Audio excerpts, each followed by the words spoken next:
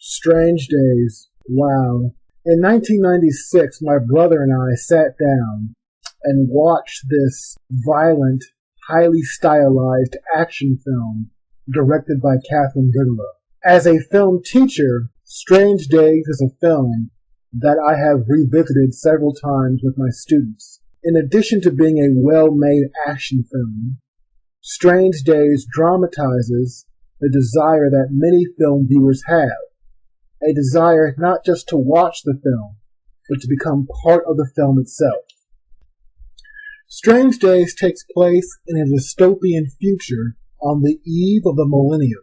The plot centers around an advanced technological device called a squib, or a wire. This device allows people to temporarily live and experience the lives of others.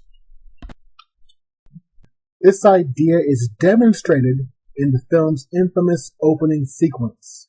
Through the use of Steadicam, the film gives us an unbroken shot that lasts roughly 4 minutes. Here, the audience's subjectivity is linked to a film character, and we are literally made to participate in an armed robbery. The audience has just entered the film at this point, but we are thrust into a holdup. We are chased by the police, we get into a shootout with the police, and eventually we fall to our deaths. What is so distressing about this opening sequence, and simultaneously what's so exhilarating about the sequence, is that we, the spectators, are the ones participating in the violence. We're the ones holding the guns. We're excited. We're in fear. And we are compelled by Kathryn Bigelow's use of this POV shot to keep watching, to keep being engaged in what's happening. There's a real tangible sense of excitement when we run up the steps and fire at the cops. We shoot, we fall, we run, we flee, and finally we die. Keep in mind, the audience has only just entered the film at this point, so the audience is negotiating what its position is in this robbery, but also in this movie as a whole. This is part of what I love about Strange Days. It's a movie that draws attention to how you look at it. This scene is friggin' sweet because we're running from the cops who are following behind us. Above us, we have a helicopter. In the distance, there are explosions going off, and we have to jump from one rooftop to another, which is great stuff.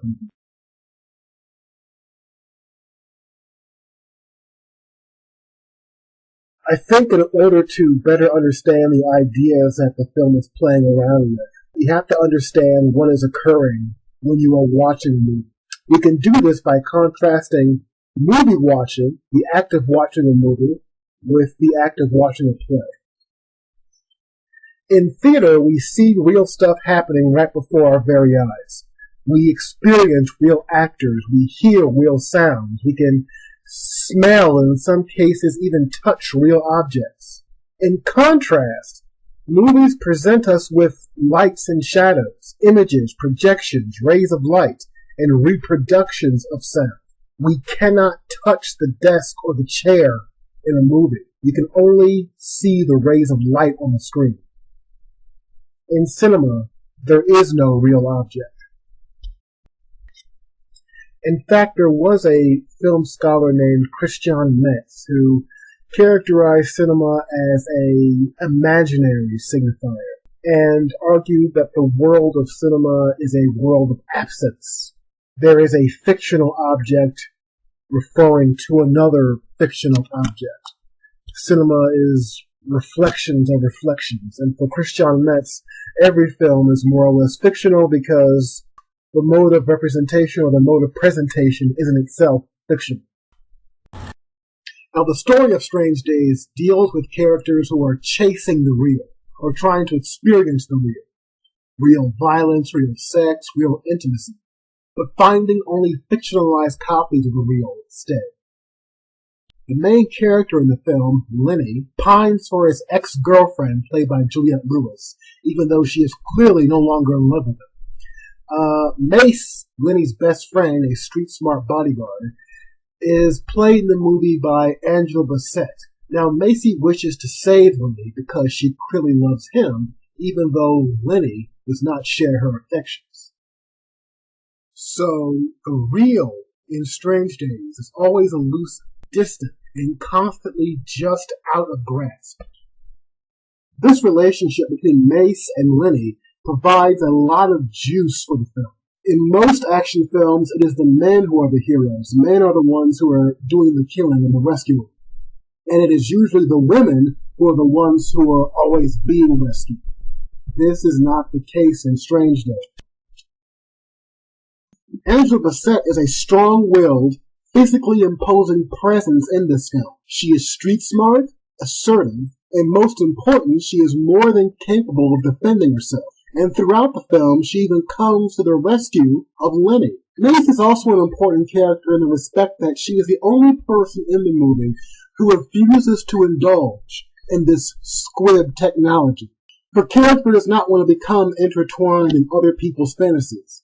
She is very much focused on the here and now, on reality. So you get this terrific tension between Lenny, who is fixated on the illusions that the squib technology could provide, and Macy, who is constantly aware of what's happening around her, and that the world is falling down around them.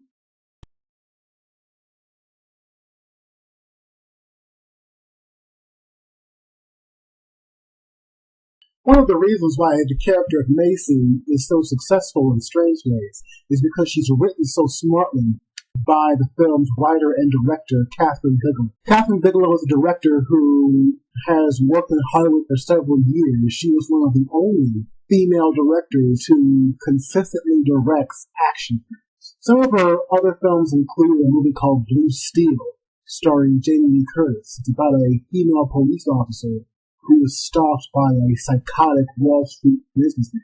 Her other films include the cult vampire film Near Dark, about a group of vampires who stalk the back roads of the Midwest. Perhaps Bigelow's most famous film is the cops and robbers movie called Point Break. Point Break came out in 1991, I believe. It's a movie about an FBI agent who goes undercover into the world of California surfing. He's trying to arrest some bank robbers who he believes are actually surfers. There's a consistent theme in Bigelow's work, and that is that she seems to be attracted to stories about people who exist on the outside of quote-unquote normal American society.